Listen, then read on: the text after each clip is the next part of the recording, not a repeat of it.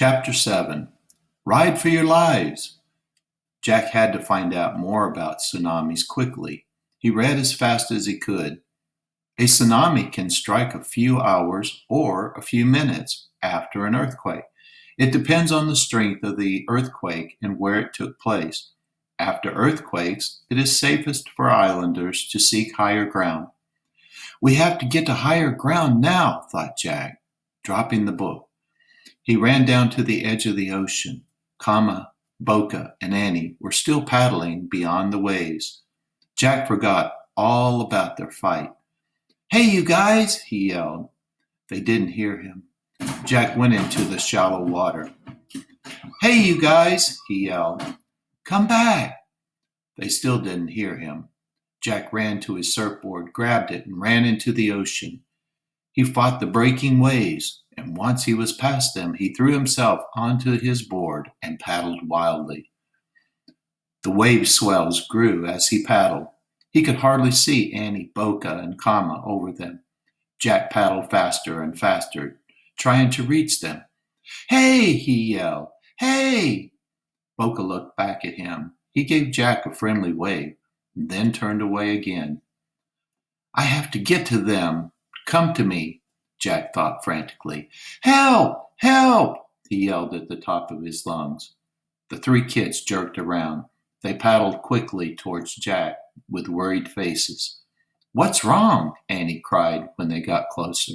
"Are you in trouble?" "We all are," said Jack. "A tsunami might be coming. There was an earthquake when I was on the beach." "We'd better ride in fast," said Boca. "Stay on your bellies," said Kama. "It's safer." "Here comes a wave," cried Boca. They all started paddling.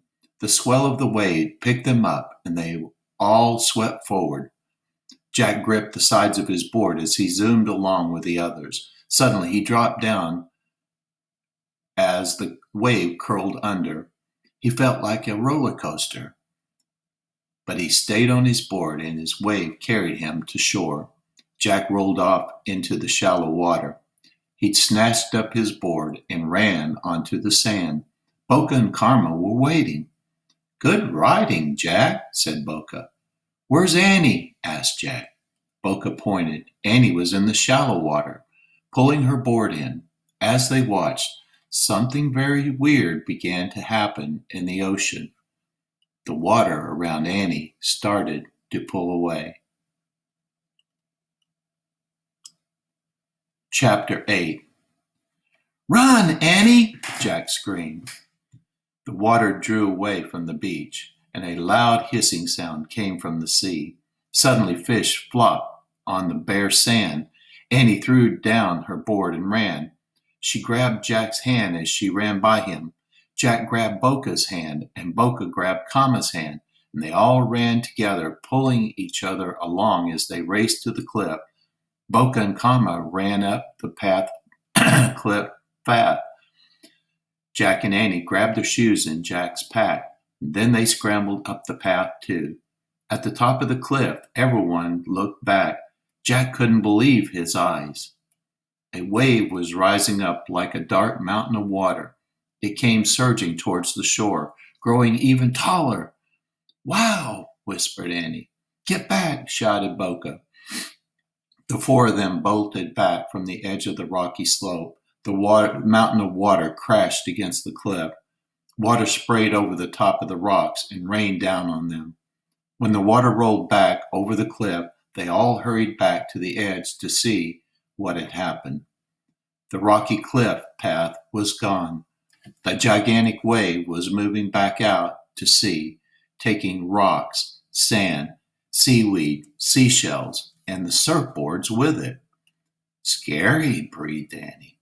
"Yeah," said Jack. "We just made it." "Boca! Karma!" voices yelled. They turned around. Jack saw Boca and Kama's parents racing across the meadow towards them. Other villagers followed. The two Hawaiian kids ran into their parents' arms. Soon, Jack and Annie were surrounded by villagers. Everyone was laughing and crying and hugging each other. Jack hugged Annie. He hugged Kama and Boca and their parents, and lots of other people he didn't even know. Chapter 9. Telling the story. Finally, the hugging and crying and laughing died down. The villagers started walking back to their huts. Jack and Annie followed Boca, Kama, and their parents. "We felt the ground shaking," said Boca and Kama's father. "We knew a big wave might follow." "Jack saved us," said Boca. "He read in a book and found out about the big waves." "What's a book?" asked the mother. "Show them," Annie said to Jack. Jack reached into his pack and took out their research book. "It tells about the big waves in here," he said. "Books give lots of information." "Ah," said Boca and Kama's mother. "A book is a good thing." "Books tell stories too," said Annie. "That is impossible," said Kama. "The book cannot move its feet or wave its hands. It cannot sing or chant." "That's true," said Jack, smiling. "Now we should do the hula," Boca said to Annie, Kama, and Jack, "and tell our story." "I'll watch," said Jack, stepping away. Boca and Kama's father called for music. The villagers gathered around. A man started to play a pipe. A teenage boy knocked two sticks together. Some women began shaking rattles. Boca, Kama, and Annie waved their hands in time to the music. They stepped from side to side, and they swayed their hips. Kama chanted about going out into the water. She, Boca, and Annie waved their arms to show how they paddled out to sea. Kama chanted about how Jack had warned them. She and the others waved their hands to show how they rode their surfboards to shore. Then Jack surprised himself. He waved his arms to show how he rode his surfboard like a bird soaring through the air. The next thing he knew, he was stepping from side to side. He was swaying his hips, and he was doing the hula. Kama chanted about how the water had pulled away from the shore, and how they had climbed to safety, and how the giant wave had crashed against the cliff. As Kama chanted the story, all the villagers joined in the dance. The tall grasses swayed, the palm trees swayed, and all the hula dancers swayed too. When the story ended, everyone clapped. "Thanks for helping us," Boca said to Jack and Annie. "We're a good team," said Annie. "We are best friends," said Kama. "Yeah," said Jack. "I'm sorry I said mean things." "We're sorry we laughed at you," said Boca. "I'm sorry I grabbed the book," said Annie. "Our mother says friendship is like riding the waves," said Kama. "Sometimes you ride low, gentle waves. Sometimes you ride high, rough ones." Annie gasped. She looked at Jack. She repeated Morgan's rhyme. "To find a special magic, build a special kind of ship that rides the waves both high and low and on every kind of trip." "Friendship, that's the ship," said Jack. "And we built it," said Annie. She and Jack burst out laughing. Boca and Kama looked a little confused, but they laughed too. "We have to go back to our own home now," Annie said to Boca and Kama. "It's time to say goodbye," said Jack. "We never say goodbye," said Kama. "We say aloha when we greet our friends, and we say aloha when we leave them." "Friends are always together," said Boca, "even when they are far apart." "Have a good journey in your magic treehouse," said Kama. "Thanks," said Jack and Annie. They waved to all the villagers. "Aloha! Aloha!" to everyone came back. Then Annie and Jack started through the meadow. Tiny yellow birds and orange and black butterflies flittered about them. At the edge of the meadow, they came to the grove of palm trees. They climbed up the rope ladder into the treehouse. Out the window, Jack saw the tall mountains, the small village, the flowery meadow, and the ocean. The water was peaceful again. "I still have my lei," said Annie. She took it off. Though the red flowers were wet, they were still a little fluffy. It's proof that we found a special magic, said Jack. The magic of friendship. Annie put the lei on the floor next to the play scrolls, the twig, and the corn seeds. Then she picked up the Pennsylvania book. Ready? She asked. Jack sighed. I love Hawaii, he said. Finally, you admit it, said Annie. She pointed to a picture of Frog Creek woods. I wish we could go home now. And the wind started to blow. The treehouse started to spin. It spun faster and faster. Then everything was still. Absolutely still.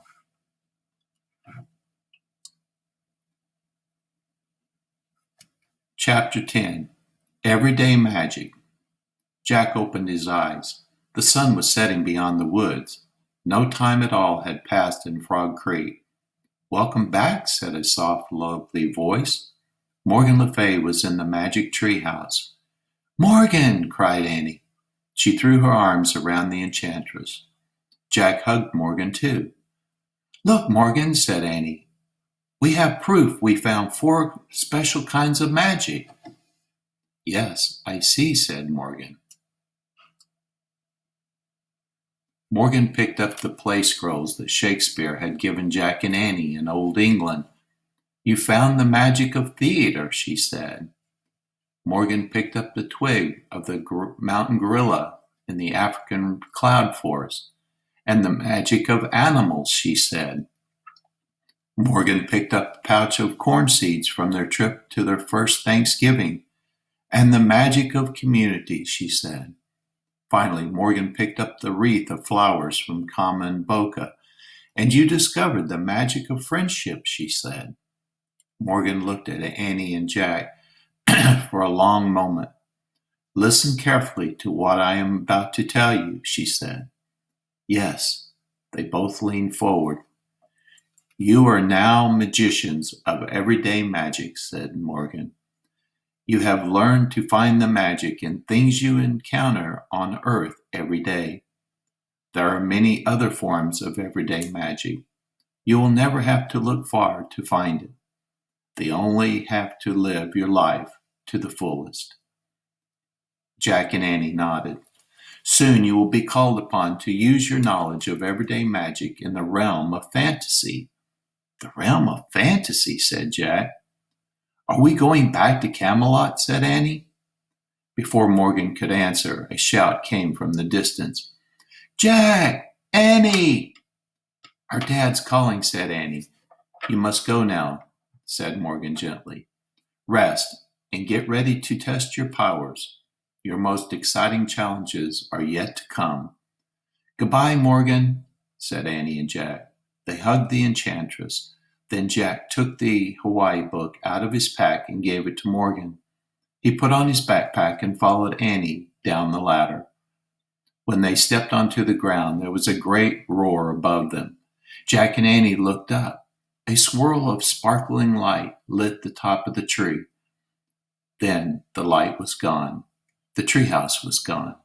Morgan Le Fay was gone too. Jack and Annie didn't speak for a long moment. Then Jack broke the silence. Our most exciting challenges are yet to come, he said. What do you think Morgan meant by that? I don't know, said Annie. It sounds a little scary, said Jack. That's okay. We can handle it, said Annie. She smiled. We're magicians of everyday magic. Jack smiled. Yeah, he said. I guess we are. They walked out of the woods as the sun was setting. Down the street, their mom and dad were standing on the front porch. They waved at Jack and Annie. Jack felt a surge of happiness. There's another kind of everyday magic, he thought. The magic of family. In that moment, it seemed the best magic of all.